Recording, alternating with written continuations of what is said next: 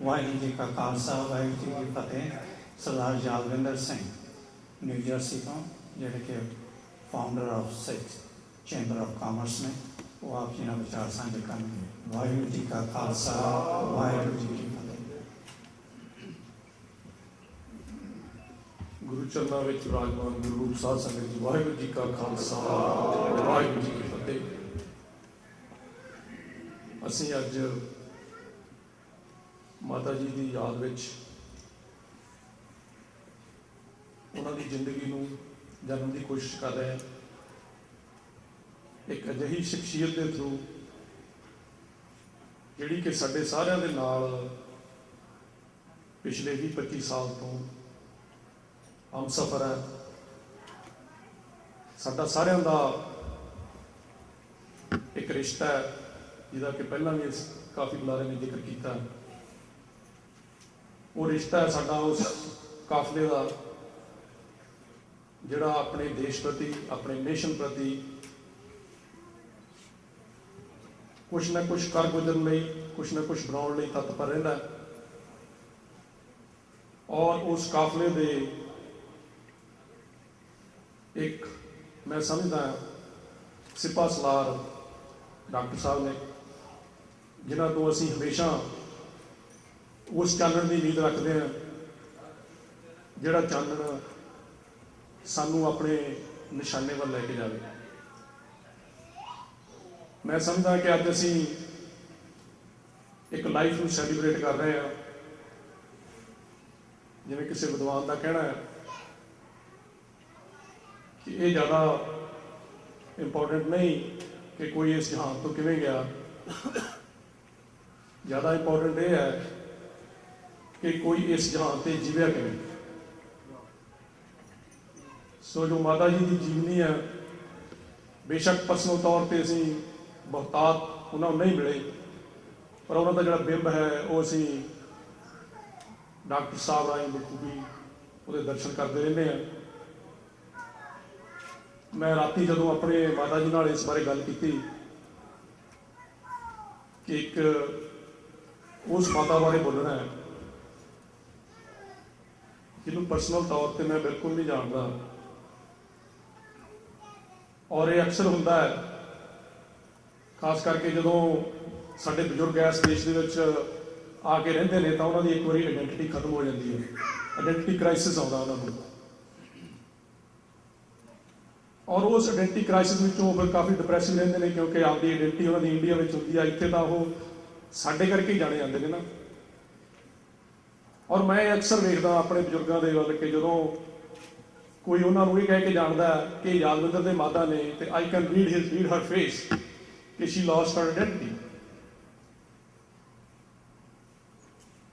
और उन्होंने मैनू हस के कहा कि बेशक तुसी डॉक्टर अमरजीत सिंह उन्होंने थ्रू उन्होंने याद करना है, पर वो माँ का सिर है जोड़ा हमेशा फकर ना उठता है जदों वो अपने जाया चंगे काम करती देखती है, जो अपने जाया वड्डियां वड्डियां मंजिलां तय करती देखती है तो ये उहदे वास्ते फकर वाली गल है। वो आइडेंटिटी क्राइसिस का कोई इशू रह जाता। सो अज असीं उस मां नूं डॉक्टर साहब के थ्रू याद कर रहे हैं। और बेशक असीं बड़े चिर तो जानते हैं, पर मैं बहुत सारिया गल्लां अज डॉक्टर साहब की परसों जिंदगी बारे जिवें वो भी बुलारे ने कहा मैनूं भी पहली बारी पता लगियां। और एक चंगी गल है कि असीं अज दूरों नेड़े इकट्ठे होकर एक लाइफ में जिथे सैलीब्रेट कर रहे हैं, असीं उस जड़ नूं उस बीज नूं कि वह कित्थों उगया उसदी भी गल कर रहे हैं। और ये आने वाले साडे समय लई साडी कौम लई एक चंगी गल है कि साडे कोले इहो जिहे गुरसिख ने, इहो जिहे लीडर ने जिहड़े कि सानूं आने वाले समय दे विच साडीआं मावां नूं साडीआं भैणां नूं इस गल नाल इंस्पिरेशन भी मिलेगी कि उन्होंने अपने बच्चों नूं किस तरह की सिक्ख्या देनी है ताकि साडी कौम विच होर डॉक्टर अमरजीत सिंह पैदा हो सकन, ताकि जिहड़ी साडी कौम का जिहड़ा युद्ध है उसनूं होर मोढे मिल सकन और असीं जिहड़ी अपनी मंजिल मकसूद है उस ताईं पहुँच सकीए। मैं पढ़ रहा सी अज सवेरे ही कि जिहड़े वख-वख दुनिया के महान लोग ने वो अपनी मावां बारे किवें सोचते हैं। तो मैं एक अब्राहम लिंकन की जिहड़ी कोट है मैं साझी करना चाहुंदा। वो कहता है कि मैं जो कुछ भी हाँ तो जो कुछ मैं होने की उम्मीद रखदा है वो मेरी माँ करके है। सो मेरे ख्याल च उस माँ नूं जिसने कि साडे इस वीर नूं जन्म दिता है, जिहड़ा कि साडी कौम का एक सिरकड़ सिपाही है, उस वास्ते इस तो वड्डी श्रद्धांजलि की हो सकती है। वाहिगुरू जी का खालसा, वाहिगुरू जी की फतेह।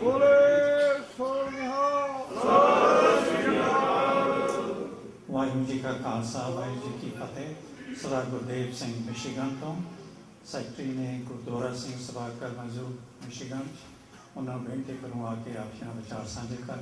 वाहिगुरू जी का खालसा, वाहिगुरू जी की फतेह।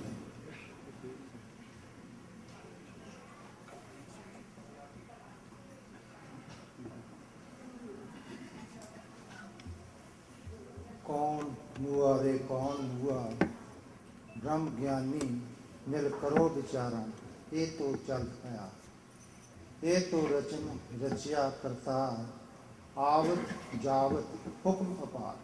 साहिब गुरु ग्रंथ साहिब महाराज जी ਦੇ ਵਿੱਚ ਮਾਤਾ ਜੀ ਨੂੰ ਸ਼ਰਧਾ ਦੇ ਫੁੱਲ ਭੇਟ ਕਰਨ ਬਿਜਲੀ ਮਿੱਠੀ ਗੁਰੂ ਕੀ ਸੰਗਤ ਫਤਿਹ ਪ੍ਰਵਾਨ ਕਰਨੀ। ਵਾਹਿਗੁਰੂ ਜੀ ਕਾ ਖਾਲਸਾ, ਅੱਜ ਬੁਲਾ ਰਹੇ ਨੇ डॉक्टर साहब के जीवन तो माता जी ने हर पक्ष तो विचार की। मैं जो डॉक्टर साहब को कई बार सुनता रहा, जिन्होंने मावां ने जपजी दियां पौड़ियां पढ़दे आपके बच्चों को प्रसादा बना के छकाया, वो पुत्र बच्चे कित नहीं जाते कहीं। तो जिस थोड़े दिन पहला गल शेयर से पता लगा कि इन्हों की माता जी का यह सुभाव से बाणी पढ़नी, जो प्रसादा तैयार करना सुबह शाम। उस माँ ने दुनियावी विद्या दी, डॉक्टर बनाया, गुरसिੱਖੀ की टकसाल से घड़िया वधिया गुरसिੱਖ बनाया। तो साड़ी हर एक की आस होंगी आ कि असी आपके बच्चों को डॉक्टर इंजीनियर बना सकीए। तो जो पंथ के मार्ग पंथ को लोड़ पई तो पंथ की झोली पा दिता। उस माँ किहो जी होएगी। पहली टकसाल पहले जो भी है वो मावां ने, साड़ियां भैणां भी बैठियां ने।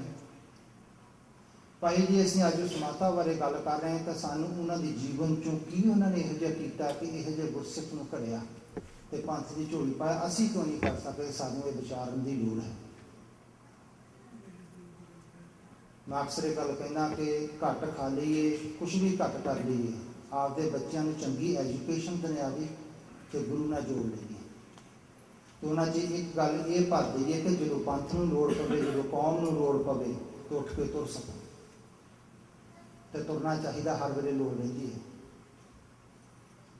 सो मैं माता जी को श्रद्धा के फुल भेंट करदा जिन्होंने यहो ਜਿਹੇ सानू बख्शे ने। अज ये प्राण करिए कि जिस कॉज लिए उन्होंने इन्हों तोड़िया, अज उस कॉज लिए असीं तकड़े होकर काम करिए। कई बार अक्सर असीं कई बार झिझके भी गल करते हैं, बड़े सवाल उठते रहे, साढ़े पराया वालों तो उठते हैं, अपने वालों उठते रहे हैं कि डॉक्टर साहब कौन ने। अक्सर आप सानू सुनने मिलते हैं। तो डॉक्टर साहब ने वो जगह पर अरदास करते हैं जिन्होंने देख सुन के डिठ किया, तो सब कुछ करते रहे हैं। कितना खिरदा होएगा यह जो कौमी लीडर की लोड़ है। तानू जन्मी है जिन्हें जिस पुत्र जने। सो डॉक्टर साहब के हमेशा मन च ये चाह पंथ पुरातन सिखां का जो हमेशा एक गल बुलंद होकर कहते सन, पंथ वसे मैं उजला मन चाहो कनेरा। आओ साढ़े भी मन च डॉक्टर साहब जिस राह मार्ग पर चल रहे हैं ये चाह आवे कि पंथ खातर असीं भी आपकी योगदान पा सकीए। इस जीवन से चल रहा माता जी पासों भी कई आप सब भुलण हार हाँ, कई गलतियां हो गई। सतगुरु ने गलतियां ना चकार आपके चरणों च निवास बख्शन तो बख्शिश करने यहो जिहियां मावां सन होर बख्शन जिहड़ियां इहो जिहे पुत्रां नूं तैयार करके पंथ की झोली पाउण। गुरु राखा होवे पंथ का दास ने बेनती प्रवान करियो जे। बोलदे कोई भी गलती होवे खिमा दी जाचना। वाहिगुरू जी का खालसा,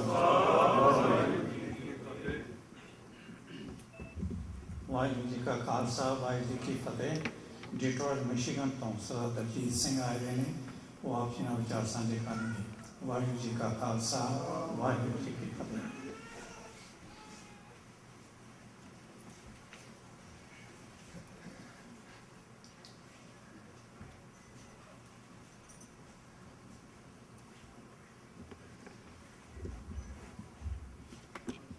ਗੁਰੂ ਚਰਨਾਂ ਵਿੱਚ ਜੁੜੇ ਨਾਰਥ ਅਮਰੀਕਾ ਦੇ ਵੱਖਰੋ ਵੱਖਰੇ ਸ਼ਹਿਰਾਂ ਵਿੱਚੋਂ ਆਏ ਵੀਰੋ ਅਤੇ ਭੈਣੋ, ਫਤਿਹ ਪ੍ਰਵਾਨ ਕਰਨੀ। ਵਾਹਿਗੁਰੂ ਜੀ ਕਾ ਖਾਲਸਾ ਵਾਹਿਗੁਰੂ ਜੀ ਕੀ ਫਤਿਹ। ਮਾਤਾ ਜੀ ਨਾਲ ਮਿਲਣ ਦਾ ਜਾਂ ਗੱਲਬਾਤ ਦਾ ਕਰਨ ਦਾ ਮੌਕਾ ਤਾਂ ਕਦੇ ਨਹੀਂ ਬਣ ਸਕਿਆ, ਪਰ ਮਾਤਾ ਜੀ ਦੀ ਸ਼ਖਸੀਅਤ ਬਾਰੇ ਅਸੀਂ ਇਮੈਜਿਨ ਕਰ ਸਕਦੇ ਹਾਂ ਡਾਕਟਰ ਅਮਰਜੀਤ ਸਿੰਘ ਉਹਨਾਂ ਦੀ ਸ਼ਖਸੀਅਤ ਦੇ ਥਰੂ। ਇਹ ਤਕਰੀਬਨ 1992-93 ਦੀ ਗੱਲ ਹੈ, ਜਦੋਂ ਪਹਿਲੀ ਵਾਰੀ ਜਾਂ ਦੂਸਰੀ ਵਾਰੀ ਡਿਟਰੋਇਟ ਸ਼ਹਿਰ ਦੇ ਵਿੱਚ ਡਾਕਟਰ ਅਮਰਜੀਤ ਸਿੰਘ ਸਾਡੇ ਕੋਲ ਆਏ ਅਤੇ ਉਹਨਾਂ ਨੂੰ ਮੈਂ ਸਵਾਲ ਕੀਤਾ ਕਿ ਇੰਨੀ ਨੌਲੇਜ ਤੁਹਾਨੂੰ ਕਿੱਥੋਂ ਮਿਲੀ। ਇਹਨਾਂ ਦਾ ਜਵਾਬ ਬੜਾ ਸਿੰਪਲ ਸੀ ਕਿ ਜਿਹੜੀ ਮਾਤਾ ਆਟਾ ਗੁੰਨਣ ਵੇਲੇ ਵੀ ਜਪਜੀ ਸਾਹਿਬ ਦੀਆਂ ਪੌੜੀਆਂ, ਪ੍ਰਸ਼ਾਦਾ ਬਣਾਉਣ ਵੇਲੇ ਵੀ ਜਪਜੀ ਸਾਹਿਬ ਦੀਆਂ ਪੌੜੀਆਂ ਅਤੇ ਪ੍ਰਸ਼ਾਦਾ ਸਰਵ ਕਰਨ ਵੇਲੇ ਵੀ ਜਪਜੀ ਸਾਹਿਬ ਦੀਆਂ ਪੌੜੀਆਂ ਪੜ੍ਹਦੇ ਸੀ, ਉਸ ਦੀ ਬਰਕਤ ਉਹਨਾਂ ਦੇ ਬੱਚਿਆਂ ਵਿੱਚ ਡੈਫੀਨੇਟਲੀ ਹੁੰਦੀ ਹੈ। ਸੋ ਕਿੱਡਾ ਸਿੰਪਲ ਜਵਾਬ, ਅਤੇ ਸਾਨੂੰ ਸਾਰੇ ਆਨਸਰ ਉੱਥੋਂ ਮਿਲ ਗਏ ਸਨ। ਇਹਨਾਂ ਨੇ ਦੱਸਿਆ ਕਿ ਜਿਹੜੀ ਪਹਿਲੀ ਸਪੀਚ ਇਹਨਾਂ ਨੇ 7 ਸਾਲ ਦੀ ਉਮਰ ਵਿੱਚ ਕੀਤੀ, ਉਹ ਇਹਨਾਂ ਦੇ ਫਾਦਰ ਸਾਹਿਬ ਵੱਲੋਂ ਲਿਖੀ ਹੋਈ ਸੀ, ਤਾਂ ਉੱਥੋਂ ਦਾ ਇਹ ਦੌਰ ਸ਼ੁਰੂ ਹੋਇਆ। ਅੱਜ ਮੇਰੇ ਖਿਆਲ ਦੇ ਵਿੱਚ ਦੁਨੀਆ ਦੇ ਵਿੱਚ ਇਹਨਾਂ ਦੇ ਬਰਾਬਰ ਦਾ ਕੋਈ ਵੀ ਬੁਲਾਰਾ ਅਵੇਲੇਬਲ ਨਹੀਂ। ਤੁਸੀਂ ਰਿਲੀਜੀਅਸ ਗੱਲ ਕਰ ਲਓ, ਤੁਸੀਂ ਪੋਲੀਟੀਕਲ ਗੱਲ ਕਰ ਲਓ, ਕਿਸੇ ਵੀ ਟਾਪਿਕ, ਕਿਸੇ ਕੰਟਰੀ ਬਾਰੇ ਗੱਲ ਕਰ ਲਓ, ਇਹਨਾਂ ਦੇ ਮੁਕਾਬਲੇ ਵਿੱਚ ਕੋਈ ਵੀ ਇਹਨਾਂ ਦਾ ਸਾਨੀ ਨਹੀਂ। ਗੱਲ ਹੈ ਕਿ ਇੱਕ ਬਾਗ ਹੈ, ਬਾਗ ਦੀ ਜੋ ਖੁਸ਼ਬੂ ਹੈ, ਉੱਥੋਂ ਉਸ ਬਾਗ ਦੇ ਮਾਲੀ ਦਾ ਪਤਾ ਅੰਦਾਜ਼ਾ ਲੱਗ ਜਾਂਦਾ। ਮੇਰਾ ਇਸ਼ਾਰਾ ਮਾਤਾ ਜੀ ਵੱਲ ਹੈ। ਸੋ ਮੈਂ ਜ਼ਿਆਦਾ ਸਮਾਂ ਨਾ ਲੈਂਦਾ ਹੋਇਆ ਆਪਣੀ ਸ਼ਰਧਾ ਦੇ ਫੁੱਲ ਮਾਤਾ ਜੀ ਦੇ ਚਰਨਾਂ ਵਿੱਚ ਭੇਂਟ ਕਰਦਾ ਹੋਇਆ ਸਮਾਪਤੀ ਕਰਾਂਗਾ। ਫਤਿਹ ਪ੍ਰਵਾਨ ਕਰਨੀ। ਵਾਹਿਗੁਰੂ ਜੀ ਕਾ ਖਾਲਸਾ ਵਾਹਿਗੁਰੂ ਜੀ ਕੀ ਫਤਿਹ। ਵਾਹਿਗੁਰੂ ਜੀ ਕਾ ਖਾਲਸਾ ਵਾਹਿਗੁਰੂ ਜੀ ਕੀ ਫਤਿਹ। ਸਰਦਾਰ ਗੁਰਦੇਵ ਸਿੰਘ ਮਾਨ, ਪ੍ਰੈਜ਼ੀਡੈਂਟ ਨੇ ਗੁਰਦੁਆਰਾ ਸਿੰਘ ਸਭਾ ਸਿਆਟਲ ਵਾਸ਼ਿੰਗਟਨ, ਉਹ ਆਏ ਹੋਏ ਨੇ, ਆਪ ਜੀ ਨਾਲ ਵਿਚਾਰ ਸਾਂਝੇ ਕਰਨਗੇ। ਵਾਹਿਗੁਰੂ ਜੀ ਕਾ ਖਾਲਸਾ ਵਾਹਿਗੁਰੂ ਜੀ ਕੀ ਫਤਿਹ।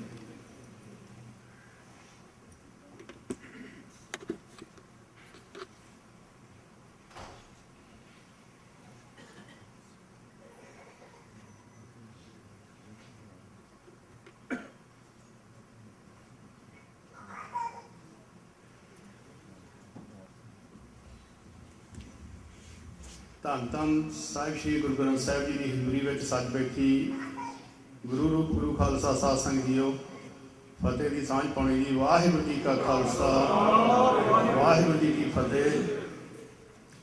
ਅੱਜ ਆਪਾਂ ਅਮਰੀਕਾ, ਕੈਨੇਡਾ ਅਤੇ ਹੋਰ ਮੁਲਕਾਂ ਦੇ ਵਿੱਚੋਂ ਗੁਰੂ ਮਹਾਰਾਜ ਦੀ ਹਜ਼ੂਰੀ ਦੇ ਵਿੱਚ ਮਾਤਾ ਜਤਿੰਦਰ ਕੌਰ ਜੀ ਹੁਣਾਂ ਦੀ ਅੰਤਮ ਅਰਦਾਸ ਲਈ ਸ਼ਾਮਲ ਹੋਣ ਲਈ ਪਹੁੰਚੇ ਹਾਂ। ਅਤੇ ਜੋ ਇੱਥੇ ਆਣ ਕੇ ਇਸ ਸਮਾਗਮ ਦੇ ਵਿੱਚ ਮਹਿਸੂਸ ਕੀਤਾ ਅਤੇ ਗੁਰੂ ਮਹਾਰਾਜ ਦਾ ਪਠਾਨਕੋਟ ਧੰਨਵਾਦ ਵੀ ਕੀਤਾ ਵੀ ਇੱਥੇ ਪਹੁੰਚ ਕੇ ਅਤੇ ਸਾਨੂੰ ਡਾਕਟਰ ਸਾਹਿਬ ਦੇ ਜੀਵਨ ਦੇ ਬਾਰੇ ਜਿਹੜੀਆਂ ਗੁੱਝੀਆਂ ਰਮਜ਼ਾਂ ਸੀ ਉਹਨਾਂ ਦਾ ਸਾਨੂੰ ਜਾਣਨ ਦਾ ਮੌਕਾ ਮਿਲਿਆ। ਮੈਂ ਇਹ ਗੱਲ ਕਹਿਣਾ, ਮਾਤਾ ਜਤਿੰਦਰ ਜੀ ਕੌਰ ਨੇ ਐਸਾ ਸੁਪੁੱਤਰ ਸਿੱਖ ਕੌਮ ਦੀ ਝੋਲੀ ਦੇ ਵਿੱਚ ਪਾਇਆ। ਜੇ ਆਪਾਂ 1 ਮਿੰਟ ਲਈ ਇਮੈਜਿਨ ਕਰੀਏ, ਜੇ ਡਾਕਟਰ ਸਾਹਿਬ ਹੁਣੀ ਇੱਥੇ ਅਮਰੀਕਾ ਦੇ ਵਿੱਚ ਸਾਡੇ ਸਿੱਖ ਗੁਰੂ ਘਰਾਂ ਦੇ ਵਿੱਚ ਜਾ ਕੇ ਇਹ ਪ੍ਰਚਾਰ ਨਾ ਕਰਦੇ ਤੇ ਮੇਰਾ ਖਿਆਲ ਆ ਅਸੀਂ ਅੱਜ ਤੱਕ ਜਿੱਥੇ ਅੱਜ ਆ ਇਹਨੂੰ ਬਹੁਤ ਹੀ ਪਿੱਛੇ ਹੁੰਦੇ।